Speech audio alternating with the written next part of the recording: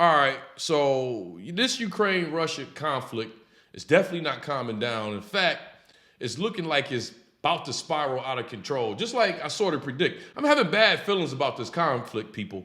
Bad feelings. I want to talk to you about a few different ways that I think that this may escalate you even at your front door. But what's up with y'all? What's up with y'all? Welcome back to Moxy Approved. What's up with y'all, Moxy Mob? You already know what to do. Hit that like button. Make sure you share this video and make sure you got your notification bell turned all the way up to all. You know I'll be cooking on these live streams. And if this is your first time here on this page or you just haven't done it yet, please do me one small favor and apply pressure to that subscribe button. Apply pressure to that subscribe button. But what we talking about? What we talking about? What we talking about? This whole Ukraine-Russia stuff, I still don't really understand why it seems like America, mostly, I'm not even gonna say just the liberals, America, period. It seems like they're pushing this and trying to provoke this to another level. I don't get why one of these European countries, like the UK, is not in the forefront of this. It's pretty much all America that's in the forefront of this. But it's some things, I told you I'm gonna give y'all a weekly update on this because I don't wanna be a part of these distractions, you know, that's all over the place. I wanna be some sort of type of voice because we in this together. All right, we're in this together. It seems like each week there's more and more ways that this beef can kind of escalate out of hand. Now, you know, Putin already said that anybody put up a no-fly zone, that he's going to take that as an escalation to bring war to their front steps. So you got Estonia. They just said today that they believe that there should be a no-fly zone up, you know, for Russia as far as like Ukraine borders and stuff like that. And that's one of the first ways this could escalate because don't forget, America, you know, they got a contract with NATO that if anything happens to any of these NATO countries that, you know, America got to jump in. All right. So Estonia doing this, like, or even saying something like this. Yeah, that could definitely lead to something. We already talked about these sanctions. And I'll tell you this, these sanctions are already starting to backfire. If you really look at the statistics, these sanctions are starting to hurt America even more than they're hurting Russia. But at any point, Russia can take that as an act of war. Because let's just be real, sanctions are, it's like an economical war, okay? So if you really want to get down to the nitty gritty, we already sort of gotten into a conflict with Russia in many different ways. Now, I don't know if y'all heard this or not. Poland was trying to do, you know, twists and turns or whatever, trying to get these planes over there to Ukraine. They got these planes. They wanted to give to the Ukraine and they wanted to use the US base in Germany to do it. Good thing Biden said, no, that's going to turn into an escalation. So he turned it down. They was also trying to give them planes, but then on the back end, have America get them planes back. And then that's really like America helping out in so many different ways. And I really don't get why everyone is trying to push us into this war. Because just like I've told y'all a few times on this channel, Russia ain't really doing nothing that America has not done before. In fact, we got Russia out of there when they tried to put some nuclear bombs over there in Cuba. Y'all remember that?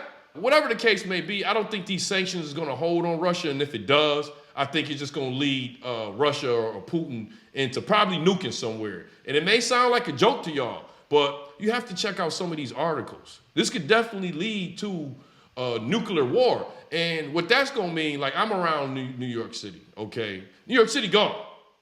Other cities too, probably Washington gonna feel it, LA gonna feel it. Y'all know what the good book says. A third of the earth at some point is gonna die from fire. It's gonna burn in fire.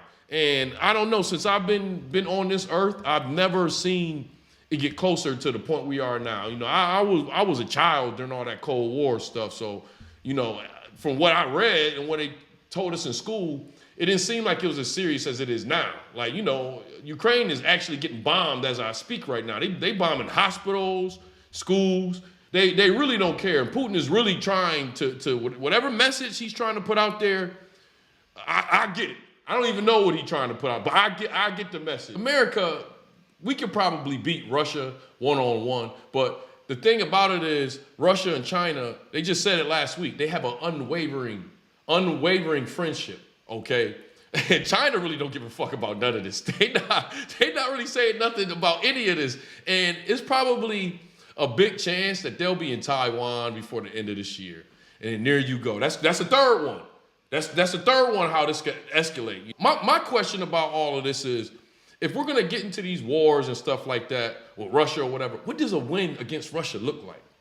What does it look like? I don't know if y'all know this about Russia, but they can fit 80% of their population in bomb shelters. And they have this saying called prepare for black days, all right? So they've been talking about, how to prepare for nuclear war for years.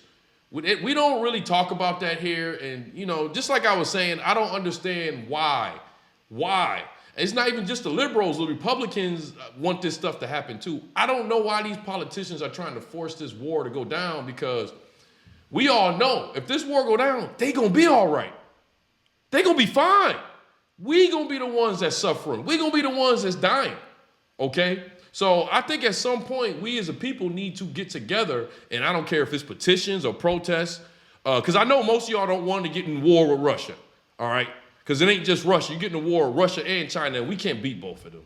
We just can't, all right? Some of y'all don't work hard for some of the things that you have. I don't work hard for some of the stuff that I have, but you know what the Most High says, if it has to happen, it has to happen, and you're not supposed to pray against it. But it's not clear right now. That's where we at.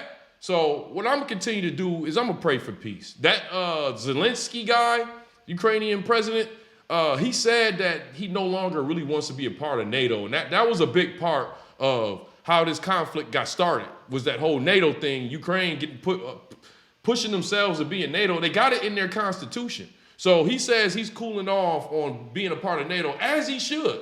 No one has his back. America don't have his back.